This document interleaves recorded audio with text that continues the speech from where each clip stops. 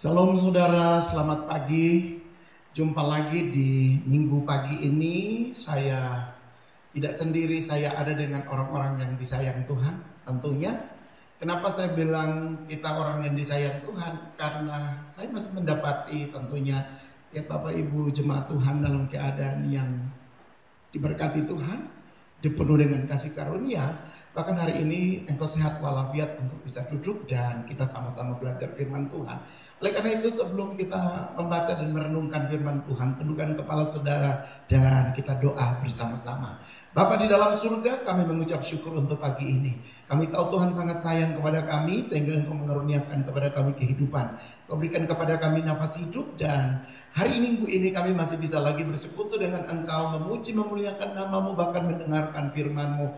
Dan pagi hari ini menjadi pagi spesial di mana kami akan dapat berkat yang baru dari Tuhan. Tuhan akan mengajarkan kami tentang perkara-perkara yang luar biasa, membuat kami makin bertumbuh di dalam engkau, membuat kami makin menjadi kuat di dalam engkau sehingga kami tidak takut menghadapi datangnya masa kering sekalipun. Sebab yang menyertai kami adalah Tuhan yang punya langit dan bumi. Terima kasih, bersabdalah buat kami semua pagi ini. Kami mau belajar lebih dalam lagi dari kebenaran firman-Mu.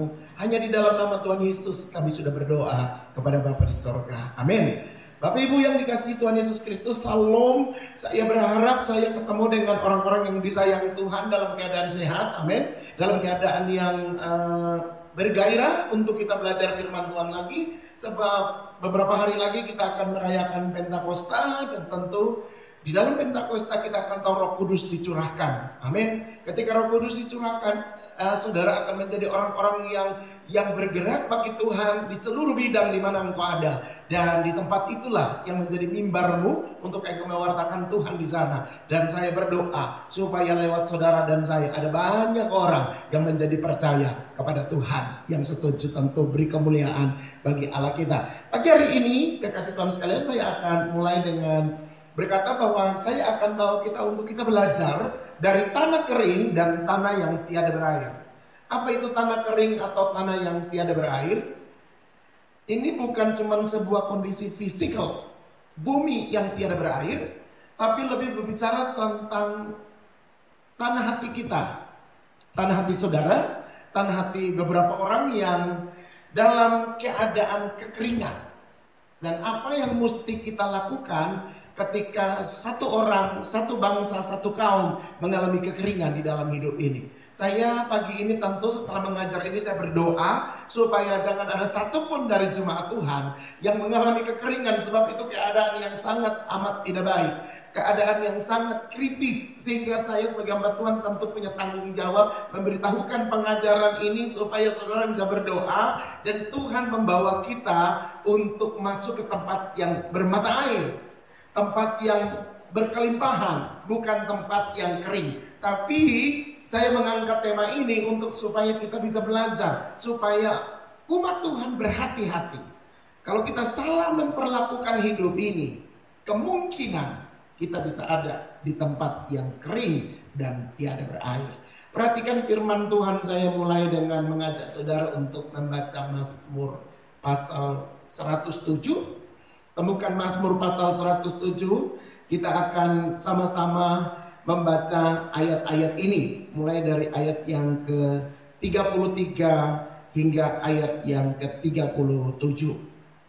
Perhatikan Alkitab saudara, Mazmur pasal 107 ayat 33. Dibuatnya sungai-sungai menjadi padang gurun, dan pancaran-pancaran air menjadi tanah gersang. Tanah yang subur menjadi padang asin oleh sebab kejahatan orang-orang yang diam di dalamnya. Saudara garis bawahi kata sebab kejahatan orang-orang yang diam di dalamnya.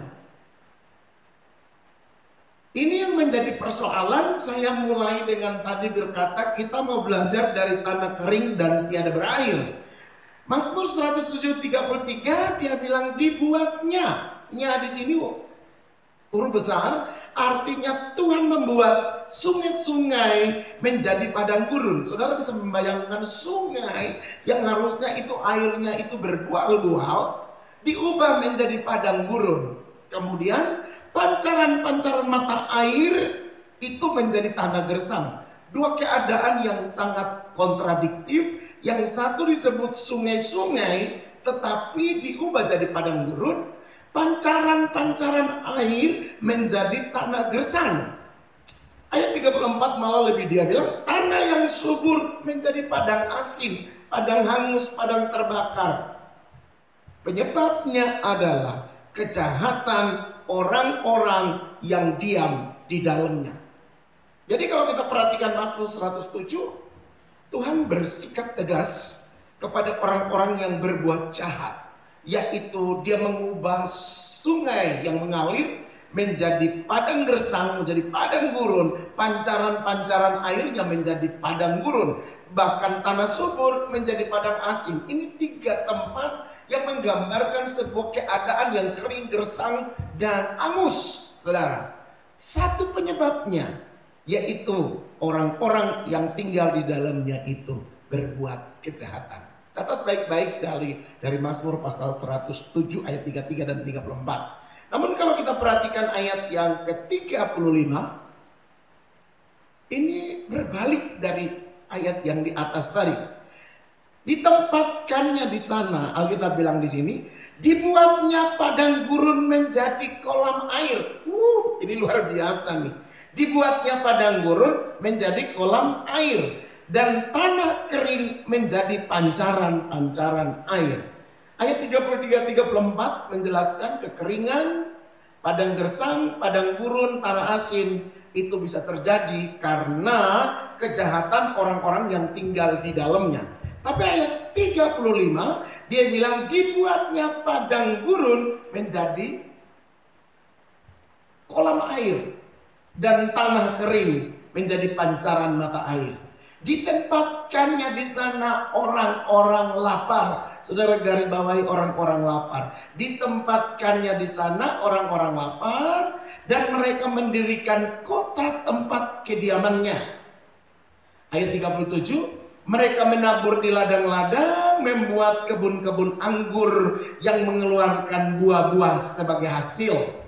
Diberkatinya mereka sehingga mereka bertambah banyak dengan sangat, dan hewan-hewan mereka tidak dibuatnya berkurang. Ada kelimpahan, ada air yang berbual-bual, ada kebun anggur dan ladang yang menghasilkan buah. Bahkan Alkitab bilang di sana ditempatkannya orang-orang lapar, dan mereka mendirikan kota tempat kediamannya. Dari ayat 33 hingga ayat yang ke-38 kita temukan dua perbedaan yang sungguh luar biasa. Yang di ayat 33 dan 34 Alkitab bilang daerah yang ada sungainya diubahkan Tuhan menjadi padang gurun. Tempat yang bermata air dibuat menjadi padang gersang.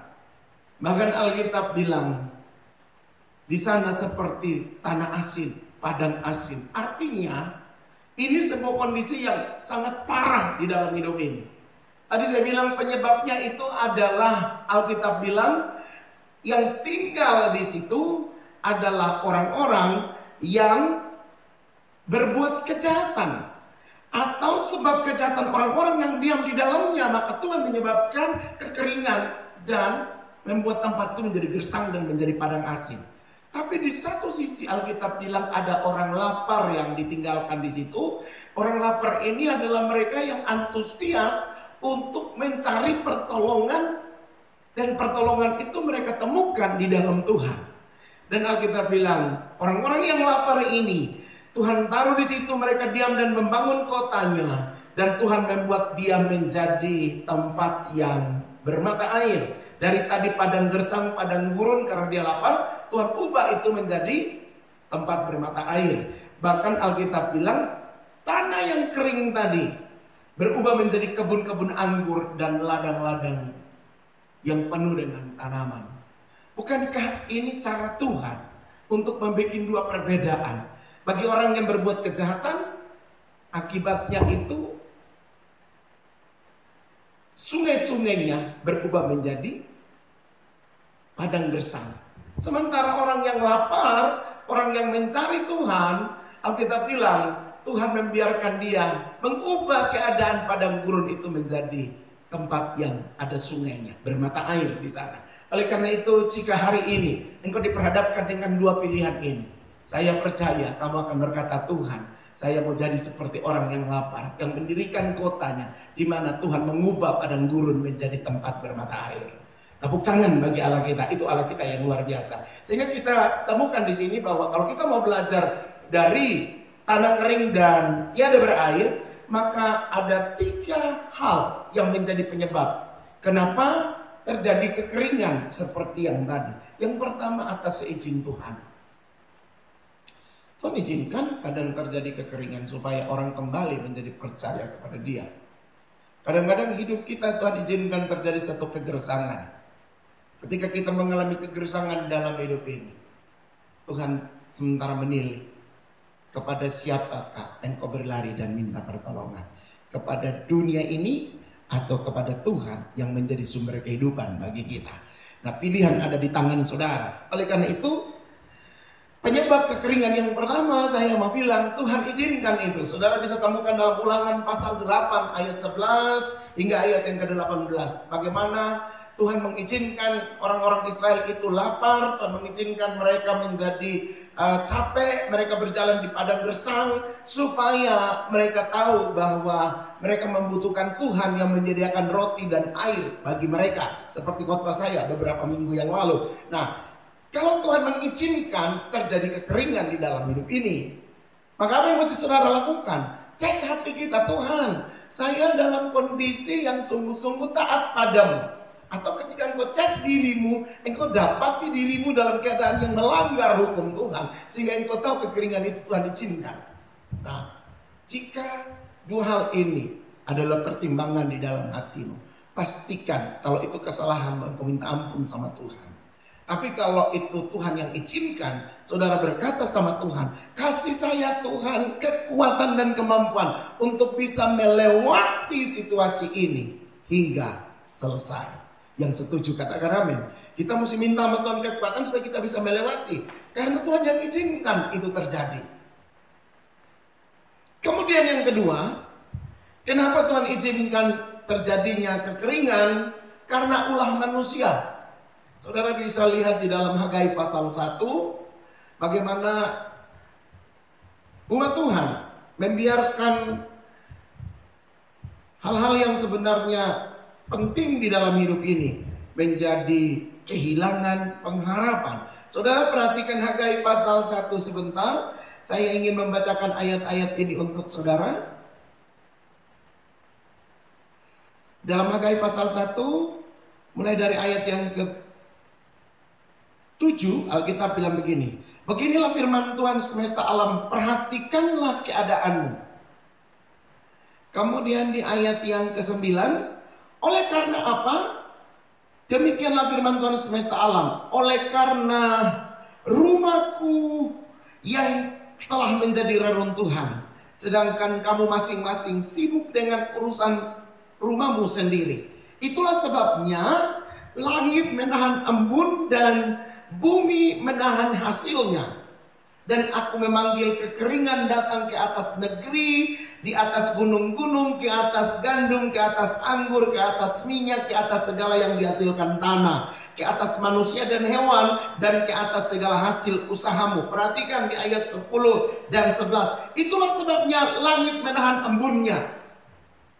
Kalau di ayat yang ke-9 dia bilang oleh karena apa?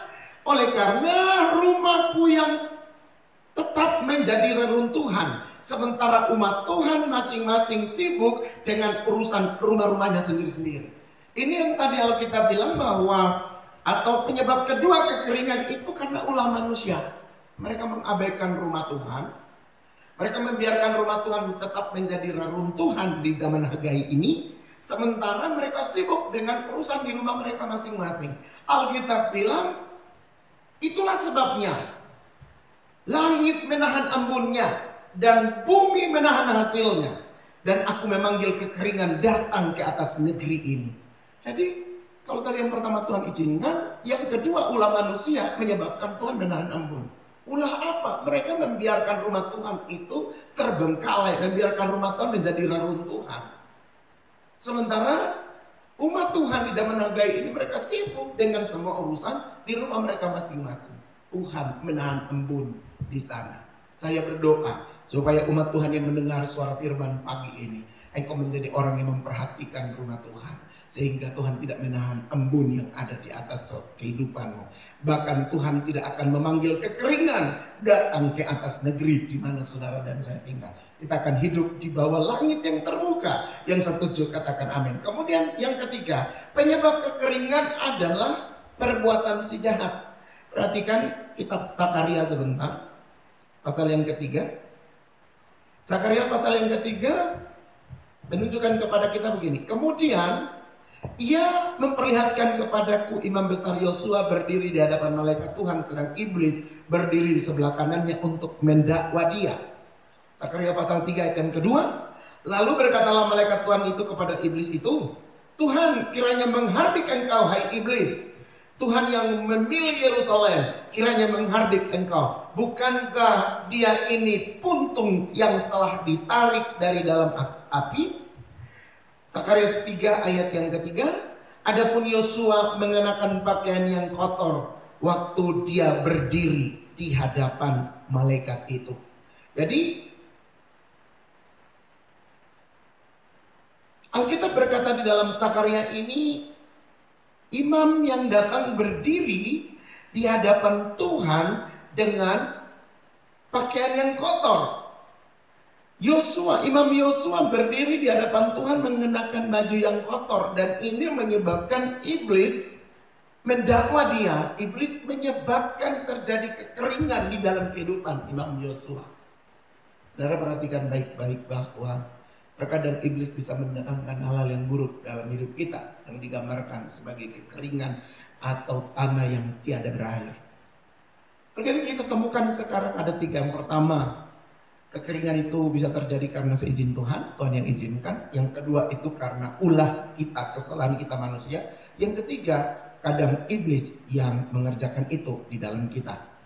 Nah, oleh sebab itu di pagi hari ini, apapun alasannya, saya mau bilang begini, apapun alasannya terjadi kekeringan di dalam hidup kita, kabar baiknya adalah jika ada Tuhan, maka Tuhan akan mengubah tanah kering itu menjadi tempat bermata air. Yang setuju katakan amin. Oke, kita bisa saja Tuhan izinkan terjadi kekeringan. Bisa saja kita salah jika Tuhan mendatangkan kekeringan. Kadang iblis bisa membuat itu sehingga kita menjadi sengsara di sana dengan kekeringan. Tetapi apapun yang menjadi penyebab kekeringan itu datang pada kita, satu yang mesti ada dalam hati saudara, asal aku bersama Tuhan, saya percaya Tuhan bisa mengubah itu tempat yang kering menjadi tempat yang bermata air. Yang setuju tepuk tangan bagi Allah kita. Bukankah Allah kita Allah yang sanggup mengubahnya, Allah yang bisa berubah, Allah yang bisa menjadikan segala sesuatu menjadi lebih baik dari kemarin. Jika itu kau percaya, tepuk tangan bagi Allah kita, bahwa Allah kita sanggup membuat segala sesuatu menjadi lebih baik lagi. Hari ini saya akan bawa saudara untuk kita belajar dari proses kekeringan yang Tuhan izinkan terjadi di tengah-tengah bangsa Israel. Saudara bisa temukan 1 Raja-Raja pasal 17.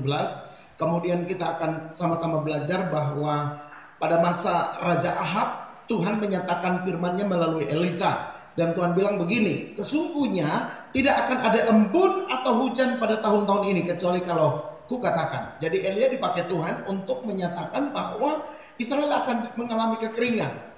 Israel yang ada di bawah pemerintahan Raja Ahab itu Tuhan tahan hujan sehingga hujan tidak turun dan menjadi kering. Saudara perhatikan sebentar 1 Raja-Raja pasal 17, saya akan membacakan untuk kita.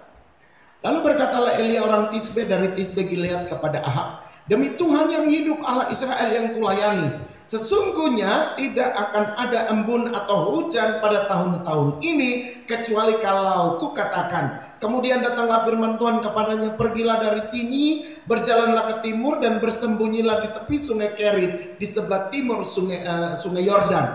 Engkau dapat minum dari sungai itu dan burung-burung gagak Telah kuperintahkan untuk memberi makan engkau di sana. Lalu dia pergi dan ia melakukan seperti firman Tuhan.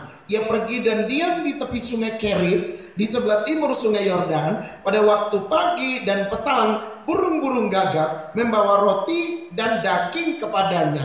Dan ia minum dari sungai itu. 1 Raja-Raja pasal yang ke-17 ayat yang pertama hingga ayat yang ke-6.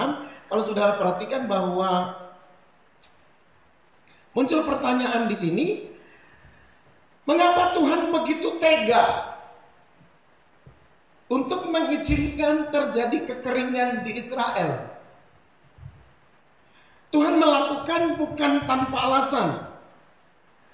Tuhan ingin memperlihatkan dan menunjukkan dirinya kepada umat Israel bahwa Dia Allah yang berkuasa, bahwa mereka telah menempuh jalan hidup yang salah dan membawa hidup mereka pada penderitaan. Oleh sebab itu Tuhan mengizinkan kekeringan terjadi supaya mereka kembali sadar dan berbalik kepada Tuhan. Jadi Tuhan pakai kekeringan biasanya untuk menyadarkan kita tentang apa yang kita lakukan di hadapan Tuhan. Supaya dengan demikian kita sadar dan kita berbalik kepada Tuhan. Dan waktu engkau berbalik kepada Tuhan, Alkitab berkata Tuhan menyesal karena telah mengizinkan terjadi sebuah kekeringan atau bencana di dalam kehidupan umat Tuhan. Tuhan lebih suka untuk umatnya itu mengikuti jalan-jalannya. Tetapi ya itu dia, kadang-kadang umat Tuhan itu suka menggunakan pikirannya dan mereka keluar dari rencana Tuhan. Untuk menarik mereka kembali ke jalan Tuhan, maka Tuhan menggunakan salah satu cara, yaitu Dia membiarkan kekeringan itu datang menimpa saudara dan saya. Oleh karena itu perhatikan di 1 Raja-Raja pasal 17, Alkitab datang dan berbicara ke Nabi Elia. Tuhan bilang, Elia kasih tahu kepada Ahab bahwa demi Allah yang hidup yang dilayani oleh Nabi Elia, Allah tidak akan menurunkan embun di tahun-tahun ini. Kenapa? Karena beberapa alasan. Sebentar kita akan temukan alasan-alasan yang sangat kuat mengapa Tuhan membiarkan orang-orang Israel dan Ahab itu mengalami kekeringan 3 tahun 6 bulan. Kenapa ini terjadi? Kalau saudara baca di pasal sebelumnya, pasal yang ke-16, di ayat-ayat yang terakhir kita menemukan tentang Raja Ahab. Dia katakan Ahab itu menyembah Baal. Ahab anak Omri menjadi raja atas Israel dalam tahun ke-30 dalam zaman Asa Raja Yehuda. Dan Ahab bin Omri memerintah 22 tahun lamanya atas Israel dan Samaria. Ayat 30, Ahab bin Omri melakukan apa yang jahat di mata Tuhan lebih daripada semua orang yang mendahuluinya. Jadi Tuhan bikin kekeringan terjadi. Tuhan bilang kepada Elia, sampaikan bahwa tidak akan ada embun yang turun dalam tahun-tahun ini. Itu kurang lebih ada 3 tahun 6 bulan. Tidak ada hujan sama sekali. Sehingga Israel dan Yehuda mengalami kekeringan. Penyebabnya adalah Alkitab bilang Ahab ini menyembah Baal. Bahkan ayat yang ketiga dia bilang dia melakukan kejahatan yang sangat luar biasa, melebihi semua orang yang mendahuluinya. Dan kejahatan itu sangat memilukan hati Tuhan. Ayat 33, seakan-akan belum cukup ia hidup dalam dosa Yerobeam bin Nebat, malah ia mengambil pula Isabel anak Etbaal, raja orang Sidon, menjadi istrinya, sehingga ia pergi beribadah kepada Baal dan sujud menyembah kepadanya. Kemudian ia membuat mezbah untuk Baal di kuil Baal yang didirikannya di Samaria. Jadi saudara melihat ini kejahatan daripada Ahab ini bertumpuk-tumpuk. Maka Tuhan bilang, aku datangkan kekeringan atas negeri ini. Betapa mengerikannya saudara. Jika ada orang yang Tuhan dapat berbuat kejahatan, maka Tuhan menahan embun di atasnya untuk tidak diturunkannya atasnya. Sehingga muncul pertanyaan saudara, mengapa Tuhan begitu tega? Kan ini cuma Ahab yang punya perbuatan. Kenapa hukumannya itu bisa untuk satu negeri? Mengapa Tuhan begitu tega? Saya mau bilang, Tuhan melakukannya ini bukan tanpa alasan, saudara. Jelas Tuhan ingin memperlihatkan dan menunjukkan dirinya kepada umat Israel kembali. Di tengah-tengah keruntuhan, mengalami degradasi iman dan harap kepada Allah yang sesungguhnya. Tuhan ingin kembalikan, menunjukkan kedahsyatannya di tengah-tengah orang Israel. Kan itu saya bilang, Tuhan mendatangkan kekeringan ini bukan tanpa alasan. Jelas Tuhan ingin memperlihatkan dan menunjukkan dirinya kepada umat Israel dengan lebih lagi, bahwa mereka telah menempuh jalan yang salah dan membawa hidup mereka dalam penderitaan. Sebab umat Israel juga akhirnya mengikuti Ahab meninggalkan Tuhan dan menyembah dewa Baal dan dewa kesuburan tersebut. Nah, oleh karena itu saudara, kalau kita baca pasal 16, kita temukan bahwa Raja Ahab sungguh-sungguh melakukan hal yang jahat di mata Tuhan. Saya lanjutkan di dalam 1 Raja-Raja 16 ayat yang ke-34. Pada zaman itu Hiel orang Betel membangun kembali Yeriko dengan membayar nyawa Abiram anaknya yang sulung. Ia meletakkan dasar kota itu dan dengan membayarkan nyawa Segub anaknya yang bungsu, ia memasang pintu gerbangnya sesuai dengan firman Tuhan yang diucapkannya dengan perantaraan Yosua bin Nun. Nah, saudara perhatikan, ini di zaman Raja Ahab ini begitu banyak kejahatan yang terjadi di Yehuda dan Israel. Nah, oleh sebab itu, kalau saudara perhatikan bahwa proses kekeringan yang pertama dialami oleh semua orang-orang yang ada di Israel, tetapi kepada orang pilihan Tuhan. Tuhan berbicara kepada Elia untuk pergi ke sungai Kerit. Saudara perhatikan di 1 Raja-Raja pasal 17. Pergilah dari sini, berjalanlah ke timur dan bersembunyilah di tepi sungai Kerit di sebelah timur sungai Yordan. Engkau akan dapat minum dari sungai itu, dan burung-burung gagak telah kuperintahkan untuk memberi makan engkau di sana. Proses kekeringan yang pertama ini terjadi di semua lini kehidupan, kecuali di sungai Kerit. Alkitab bilang di situ ada tempat yang Tuhan khususkan bagi Elia untuk bersembunyi. Kerit artinya memotong, saudara. Jadi sungai Kerit ini berbicara tentang sumber naturalnya kita. Sementara gagak itu menggambarkan sumber supranatural, karena Tuhan yang memerintahkannya. Sungai Kerit itu memang sungai yang ada secara natural, masih ada air, dan Elia hidup di situ. Tetapi Tuhan perintahkan gagak untuk datang memberi makan kepada Elia. Ini bicara tentang sumber supranatural. Jadi hidup saudara dan saya ini mesti dipelihara oleh dua hal. Sumber natural yang asli ada di sekitar saudara, tapi juga ada yang supranatural yang Tuhan suruh. Kadang saudara bekerja, tapi Tuhan yang memerintahkan berkat yang berkelimpahan itu datang di dalam pekerjaan saudara. Jadi ada sumber natural dan sumber supranatural. Kenapa Allah suruh Elia ke sungai Kerit yang kecil dan tidak terkenal? Bukankah di situ dikatakan ada sungai Yordan yang besar dan cukup terkenal? Allah mau tunjukkan kepada Elia bahwa sumber yang kecil pun bisa memelihara kehidupan kita. Yang setuju katakan amin. Jadi terkadang kita membanding-bandingkan hidup ini. Kenapa tidak seperti A? Kenapa tidak seperti B? Kenapa saya tidak hidup lebih baik seperti orang yang di sana? Dengar baik-baik.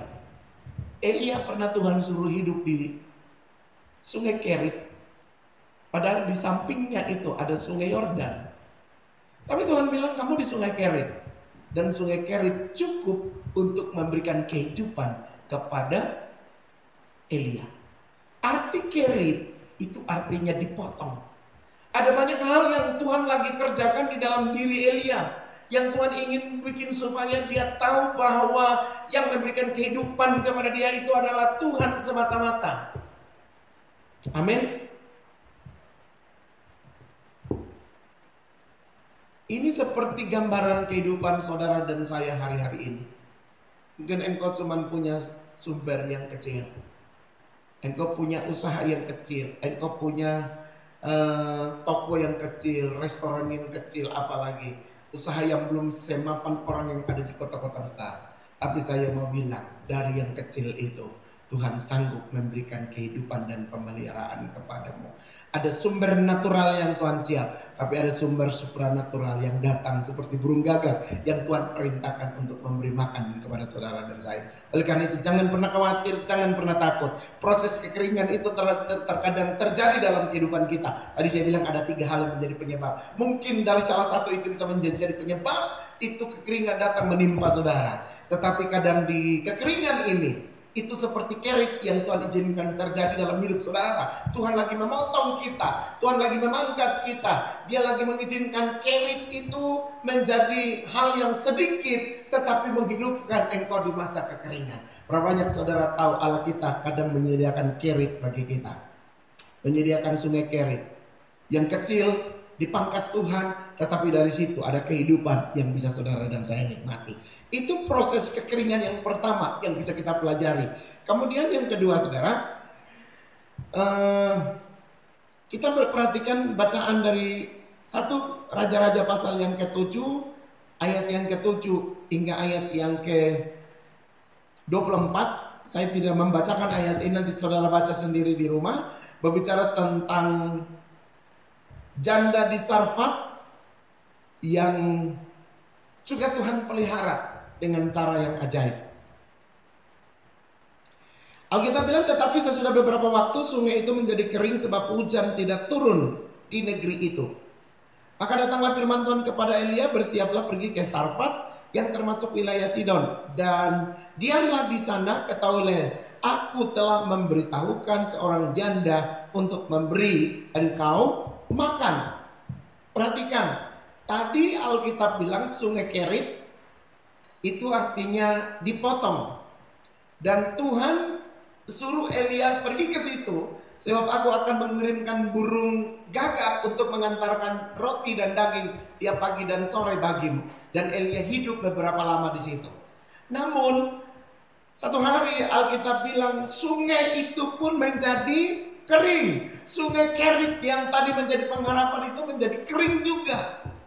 Jadi saya mau bilang masa kekeringan yang tadi disebabkan karena kejahatan daripada Raja Ahab, maka semua kena imbasnya. Mulai dari rakyat, binatang, manusia, kemudian Nabi Tuhan pun mengalami krisis yang sama, mengalami keadaan yang sama. Nabi Elia pun mengalami saudara. Tuhan suruh ke Kerit untuk beberapa saat, Kerit masih ada air. Tapi setelah itu Kerit juga kering.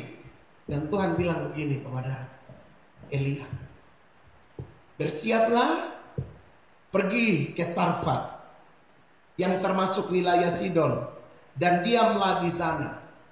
Kalau saudara perhatikan apa itu Sarfat?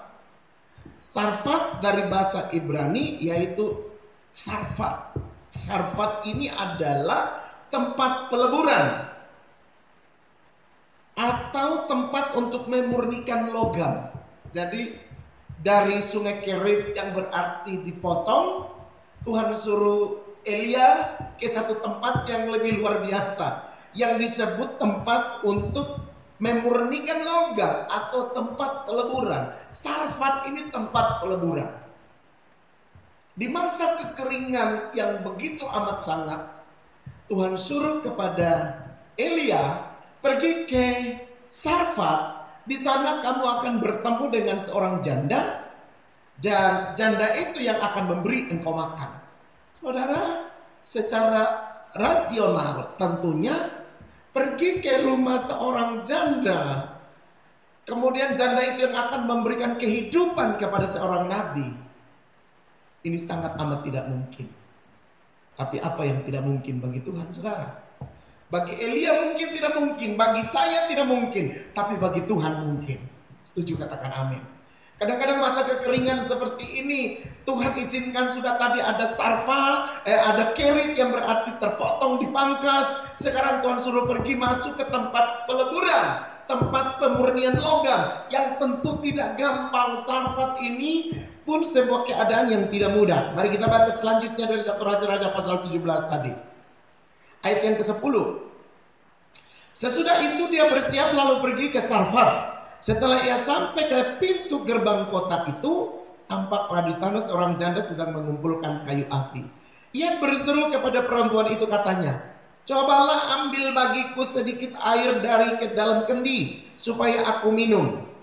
Ketika perempuan itu pergi mengambilnya, ia berseru lagi, "Cobalah ambil juga bagiku sepotong roti." Perempuan itu menjawab, "Demi Tuhan Allahmu yang hidup, sesungguhnya tidak ada roti padaku sedikit pun kecuali segenggam tepung dalam tempayan dan sedikit minyak dalam buli-buli. Dan sekarang aku sedang mengumpulkan 2-3 potong kayu api. Kemudian aku mau pulang dan mengolahnya bagiku dan bagi anakku. Dan setelah kami memakannya, maka kami akan mati."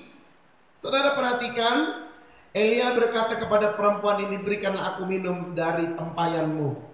Wanita itu pergi ambil itu air. Dan ketika wanita itu baru datang, dia bilang, "Pergi lagi ambil roti." Dan si perempuan janda ini bilang, "Saya tidak punya apa-apa, roti tidak ada, dan cuma tinggal sedikit tepung dalam tempayan dan sedikit minyak dalam buli-buli. Aku lagi kumpul kayu api 2-3 potong, pulang aku akan olah itu. Dan setelah aku dan anakku makan, kami pasti akan mati." Bayangkan saudara, ini sebuah keadaan yang tidak mudah. Tadi dia mendengar Tuhan bilang, "Pergi, sebab janda itu akan memberikan engkau hidup, akan memelihara hidupmu." Tapi ketika Elia bertemu, janda itu bilang, "Aku tidak punya apa-apa. Hanya sedikit tepung dan sedikit minyak yang tertinggal dalam tempayan dan buli-buli kami. Sebentar lagi kami makan dan selesailah sudah hidupku." Wanita ini pun dalam keadaan sekarat. Tapi saudara mesti lihat, di titik yang paling nadir seperti ini, di situ justru Tuhan membuktikan Dia Allah yang meluputkan kita dari kekeringan. Yang setuju tepuk tangan bagi Allah kita. Dia Allah yang meluputkan kita dari kesusahan. Dia Allah yang meluputkan kita dari hal-hal yang sangat kritis hari-hari ini. Janda Sarfat ini pun dalam keadaan kritis, Alkitab bilang. Tapi justru di situ Tuhan bilang, "Aku mau pelihara kamu." Perhatikan di pembacaan selanjutnya. Tetapi Elia berkata kepada janda itu, "Jangan takut, pulanglah, buatlah seperti yang kukatakan, tetapi buatlah lebih dulu bagiku sepotong roti bundar kecil daripadanya, dan bawalah kepadaku. Kemudian barulah kau buat bagimu dan bagi anakmu. Sebab beginilah firman Tuhan Allah Israel, tepung dalam tempayan itu tidak akan habis." Katakan dengan saya, tidak akan habis. "Dan minyak dalam buli-buli itu pun tidak akan berkurang." Katakan dengan saya, tidak akan berkurang. Sampai pada waktu Tuhan memberi hujan ke atas muka bumi. Haleluya. Lihat ini cara Tuhan bekerja.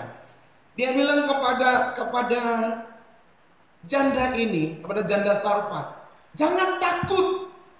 Masing-masing taruh tanganmu di dada dan berkata, "Jangan takut." Sambil tepuk dadamu, katakan, "Jangan takut." Bilang kepada rohmu, kepada spiritmu, kepada jiwamu, "Jangan takut pagi ini. Sebab kita punya Allah yang memelihara di saat masa kering datang." Jangan takut, pulanglah buat seperti yang kukatakan. Tetapi buatlah lebih dahulu bagiku sepotong roti bundar kecil daripadanya, dan bawa kepadaku. Kemudian baru kau buat bagi kamu dan anakmu. Firman Tuhan tidak pernah salah, saudara. Alkitab bilang, buat terlebih dahulu untuk Nabi Tuhan. Memberikan kesempatan untuk Nabi Tuhan menikmati sedikit daripada apa yang dipunyai oleh janda ini. Memang janda ini dalam keadaan miskin, saudara. Dalam keadaan berkekurangan, harusnya dia tidak minta kepada janda ini. Tapi Tuhan suruh tuh, "Olah satu roti kecil bundar, bawa kepadaku. Setelah itu engkau ngolah untuk engkau dan anak-anak." Apa yang terjadi? Alkitab bilang, tepung dalam tempayan tidak akan habis. Minyak di dalam buli-buli itu tidak akan pernah stop, berhenti, sampai Tuhan kirimkan hujan lagi ke muka bumi. Berbicara tentang pemeliharaan Tuhan, berbicara tentang iman yang tidak boleh goyah, berbicara tentang sesuatu yang tidak boleh tergoncangkan. Ketika kita memperhatikan 1 Raja-Raja 17 ayat yang ke 7 hingga ayat yang ke 24 memberikan gambaran bahwa ini proses kekeringan yang kedua. Kalau proses kekeringan yang pertama tadi di Sungai Kerit, proses kekeringan yang kedua ini adalah di Sarfat. Tadi saya sudah bicara tentang Sarfat, itu artinya tempat peleburan atau tempat pemurnian logam. Maka Elia masuk di dalam tempat yang tidak cuma terpotong, tetapi dilebur, saudara. Diproses di situ. Proses peleburan ini berbicara tentang pemurnian dan ujian sehingga bagian dalam kita menjadi lebih kuat lagi, menjadi kokoh lagi, menjadi lebih padat lagi, dan kita bergerak secara presisi di hadapan Tuhan. Jadi tiap-tiap saudara ketika Tuhan izinkan Kerit mungkin masih ringan, saudara. Tapi kalau dia izinkan masuk ke Sarfat, ini lebih kepada pemurnian. Semuanya dimurnikan, motivasi dimurnikan, perasaan kita dimurnikan, iman kita benar-benar dimurnikan. Coba kita perhatikan apa yang dilakukan oleh Elia. Dia bilang kepada janda ini, pergi, olah itu tepung untuk saya dulu. Ini benar-benar pengujian iman yang gak main-main. Sebab dia bilang ini tepung dan minyak hanya untuk dia dan anaknya. Tapi Elia bilang jangan, bikin untuk aku dulu. Nanti selebih sisanya baru engkau dan anak. Maka kalau kita bilang tepung tidak habis, minyak tidak berkurang. Akan terus sampai nanti hujan datang. Artinya bahwa kalau engkau ikut, engkau taat, engkau sungguh-sungguh mengerjakan dengan iman yang penuh, jangan melihat kepada apa yang terjadi besok. Dengar, tepung dalam buli-bulimu tidak habis. Tepung dalam tempayanmu tidak habis. Minyak dalam buli-buli itu tidak akan pernah berkurang. Sebab Tuhan memelihara engkau dengan cara yang ajaib. Jadi pemeliharaan Tuhan di masa kekeringan itu, tepung dalam tempayan tidak akan habis, minyak dalam buli-buli itu tidak akan berkurang sampai waktu Tuhan memberi hujan ke atas bumi lagi. Nah, saudara perhatikan bahwa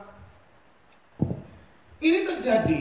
Dua kekeringan yang dialami oleh Nabi Tuhan ini disebabkan oleh karena yang pertama bangsa Israel berdosa kepada Tuhan. Raja-raja Israel mulai dari Yerobeam sampai dengan Ahab. Sejak zaman Yerobeam sampai dengan Ahab, Israel selalu dipimpin oleh raja-raja yang jahat, yang membawa Israel makin lama makin terpuruk keadaannya. Dipimpin oleh raja-raja yang jahat hatinya di hadapan Tuhan. Sementara dosa Ahab sendiri, kalau saudara perhatikan di 1 Raja-Raja 16 tadi, Ahab itu mengikuti dosa Yerobeam. Kemudian Ahab itu mengambil Isabel anak Etbaal menjadi istrinya. Kemudian yang ketiga, Ahab itu beribadah dan sujud menyembah kepada Baal. Ahab membuat mezbah dan kuil-kuil untuk Baal. Bahkan Ahab membuat patung Asera. Saudara lihat ini, saya catat, saya menyebutkan ini dosa-dosa daripada Ahab. Ada kurang lebih 5 hal yang dilakukan oleh Ahab di dalam 1 Raja-Raja pasal 16, tentunya ayat yang ke-31 dan seterusnya. Menyatakan bahwa yang tadi pertama, Israel berdosa kepada Tuhan, dipimpin oleh raja-raja yang melakukan yang jahat di mata Tuhan. Kemudian di zaman Ahab dia melakukan juga yang jahat di mata Tuhan.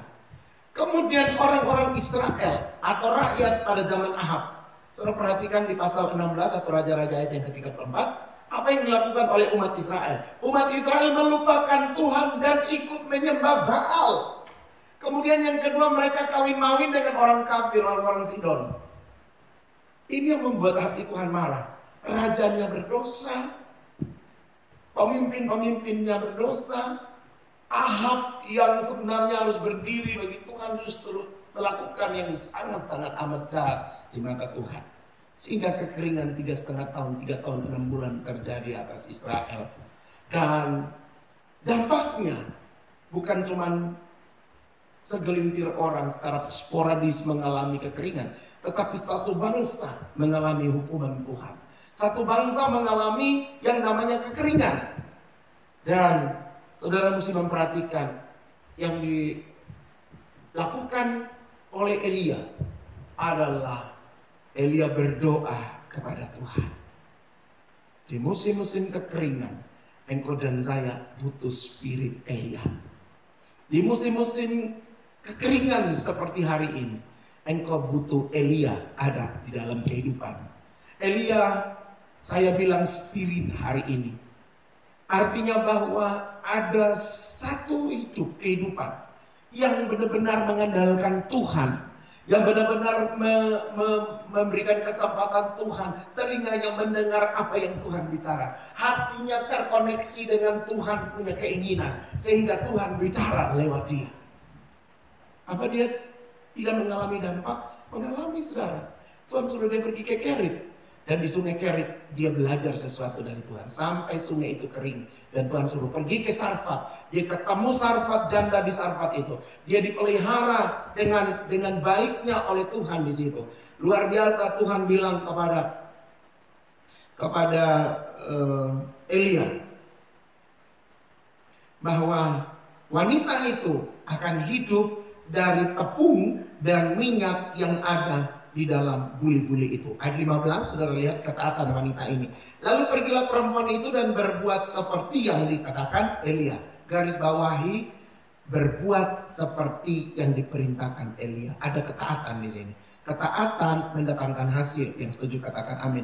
Ketaatan menghasilkan kemuliaan. Ketaatan akan membawa saudara naik kelas. Ketaatan akan bikin saudara melihat pintu-pintu yang terbuka. Oleh karena itu ayat 15 dari 1 Raja-Raja 17. Lalu pergilah perempuan itu dan berbuat seperti yang dikatakan Elia. Maka perempuan itu dan dia serta anak perempuan itu mendapat makan beberapa waktu lamanya. Tepung dalam tempayan itu tidak habis dan minyak dalam buli-buli itu tidak berkurang. Seperti firman Tuhan yang diucapkan dengan perantaraan Elia. Saudara lihat, tepung tidak habis, minyak tidak berkurang sampai waktunya, beberapa waktu lamanya. Sesuai dengan yang dikatakan oleh Nabi Tuhan. Hari ini Bapak Ibu yang dikasihi oleh Tuhan Yesus Kristus, mungkin engkau sementara ada di dalam pergumulan. Mungkin engkau sementara berada di dalam sebuah situasi yang penuh pergumulan. Tetapi saya mau bilang, mungkin itu Kerit bagimu. Mungkin itu Sarfat bagimu. Tetapi di Kerit ada burung gagak yang memelihara Elia. Di Sarfat ada janda yang hidupnya tinggal sekarat, tapi Tuhan bikin mujizat dan Elia bisa hidup di sana. Janda itu bersama anaknya, Alkitab bilang, dia mendapat kehidupan beberapa saat lamanya sampai hujan diturunkan Tuhan kembali. Bapak Ibu yang dikasih oleh Tuhan Yesus Kristus, belajar dari kekeringan seperti yang saya sampaikan di pagi hari ini tentu tidak mudah. Mungkin ada beberapa orang yang berkata, Tuhan, dijauhkan dari kekeringan itu. Jangan sampai terjadi dalam hidupku. Mungkin engkau yang lagi berkelimpahan. Tapi saya mau bilang, Tuhan kadang mengizinkan ada Kerit dan Sarfat yang datang menghampiri kamu. Kerit bicara tentang dipotong, Sarfat bicara tentang pemurnian, bicara tentang tempat peleburan logam. Nah, kalau bicara tentang peleburan logam, itu panas, itu keadaan yang tidak enak. Tapi justru di situ Tuhan membuktikan Dia Allah yang memberikan pemeliharaan kepada orang yang Dia kasihi. Pastikan saudara dan saya adalah orang yang dikasihi Tuhan. Kenapa engkau dan saya mesti jadi orang yang dikasihi Tuhan? Sebab Tuhan mau supaya engkau tidak lagi takut, khawatir, bimbang ataupun ragu. Sekalipun di dalam masa kekeringan, ada Tuhan yang memelihara kita. Sekiranya dari firman Tuhan di pagi hari ini, engkau mendapat kekuatan iman lagi untuk mengakhiri bulan Mei ini. Dan sebentar lagi kita akan masuk di bulan yang ke-6 atau bulan Juni. Dipastikan Tuhan adalah Allah yang menjadi Jehovah Jireh bagi saudara dan saya. Yang setuju tepuk tangan bagi Allah kita. Dia Allah yang memelihara saudara dan saya. Demikian firman Tuhan, sekiranya memberkati engkau. Haleluya. Tundukkan kepala saudara dan kita akan sama-sama berdoa. Mungkin hari ini ada hal-hal yang menjadi penyebab datangnya persoalan yang berat dalam hidupmu, seperti sebuah kekeringan. Tapi di dalam kekeringan ini Tuhan menuntut untuk umatnya sadar dan kembali kepadanya, supaya Tuhan pulihkan keadaan itu. Atau mungkin engkau mengalami kehidupan seperti Elia. Bukan kesalahannya, bukan dosanya, dia adalah seorang nabi, tapi dia mengalami dampak daripada perbuatan orang lain. Tetapi bagi orang yang mengasihi Tuhan, Tuhan mampu mengirimkan burung gagak, Tuhan mampu mengirimkan janda di Sarfat untuk memelihara kehidupan saudara dan saya. Oleh karena itu, siapa yang menggerakkan hati burung gagak tadi, Alkitab bilang Tuhan memerintahkan. Siapa yang menggerakkan hati si janda Sarfat itu, Tuhan yang menggerakkan hatinya. Hari ini Tuhan mampu menggerakkan semua orang yang ada di sekitarmu untuk menjadi sumber berkat, untuk menjadi sumber pemeliharaan bagi kehidupanmu. Oleh karena itu jangan sekali-sekali khawatir, sebab Tuhan kita Tuhan pemelihara. Angkat hatimu dan kita akan sama-sama berdoa. Bapa, aku berdoa untuk semua jemaat hari ini yang lagi mendengar siaran ini atau mengikuti khotbah di pagi hari ini. Sekiranya Tuhan ada bersama dengan mereka. Tuhan memberkati, Tuhan menjamah, Tuhan mengubah hati kami. Kalau hari-hari ini kami sebentar mengalami kekeringan seperti yang dialami oleh Israel, sementara yang dihadapi oleh Elia, dan juga mungkin dialami oleh janda di Sarfat ini, tapi kami percaya kami punya Tuhan pemelihara yang sempurna. Di tengah-tengah kekeringan pun tetap ada gagak yang Tuhan perintahkan memelihara kami. Di tengah-tengah kekeringan masih ada janda Sarfat yang Tuhan perintahkan untuk memelihara kehidupan orang percayamu. Oleh karena itu pagi hari ini aku berdoa, Tuhan beri kesempatan kami menikmati mujizat-mujizat di tengah-tengah suasana yang sangat tidak kondusif ini. Izinkan kami menikmati kemurahan Tuhan di tengah-tengah pergumulan-pergumulan hidup kami. Sebab kami tahu Tuhan kami adalah Tuhan yang menyediakan yang terbaik bagi kami. Terima kasih untuk firman Tuhan di pagi hari ini. Apapun pergumulan kami, aku percaya Tuhan menjadi pemberkat bagi kami. Tuhan menjadi Allah yang mengedangkan tangan-Mu dan melepaskan berkat bagi kami. Oleh karena itu, teguhkan dan kuatkan hati kami masing-masing. Terima kasih Bapa di sorga. Hamba juga mau berdoa, sekiranya kalau pada pagi hari ini ada jemaat-jemaat yang dalam pergumulan dengan kehidupan ekonomi mereka, Tuhan Engkau Allah menjadi sumber yang mendatangkan kelimpahan bagi kami, kecukupan bagi kami. Bahkan kalau ada yang bergumul dengan sakit penyakit yang lagi menggerogoti hidup mereka, Allah adalah dokter dan tabib yang sanggup menyembuhkan setiap kami yang sakit. Aku berdoa mujizat dan kuasa Tuhan terjadi atas tiap-tiap umat-Mu pagi hari ini. Umat Tuhan, mari buka tangan saudara pagi ini dan akhiri ibadah ini dengan membawa berkat Tuhan yang dilimpah-limpahkan atasmu. Dia Allah Abraham, Allah Ishak, Allah Yakub, Allah yang mengedangkan tangannya atas kehidupanmu. Dan pagi hari ini semua yang terbaik yang disediakan di dalam kerajaan Allah akan dicurahkan di dalam haribaanmu. Karena itu percaya firman Tuhan bahwa Dia Allah yang membawa engkau naik dan bukan turun. Allah yang memberkati di dalam segala ladang dan usaha yang engkau kelola tiap-tiap hari. Allah yang membuat tanganmu menjadi berhasil ketika engkau mengerjakan sesuatu. Bahkan Allah yang menjauhkan engkau dari malapetaka, sakit, penyakit, dan segala musibah di dalam hidup ini. Karena itu buka tanganmu, pulang dengan berkat Tuhan, yaitu anugerah, penyertaan, kuasa yang datang dari Bapa di sorga, dengan kekuatan dan pertolongan yang datang dari Yesus Kristus Tuhan yang mati di atas kayu salib. Bahkan penyertaan oleh kuasa Roh Kudus tinggal menyertai, menolong dan membimbing kita mulai pagi hari ini sampai selama-lamanya hingga hari Maranatha. Tuhan Yesus datang di awan-awan untuk menjemput engkau dan saya para salehnya. Berkat terbaik ini terimalah bersama-sama hanya di dalam nama Bapa, Putra dan Roh Kudus, yaitu di dalam nama Tuhan Yesus Kristus. Percaya dan diberkati Tuhan, sama-sama katakan amin.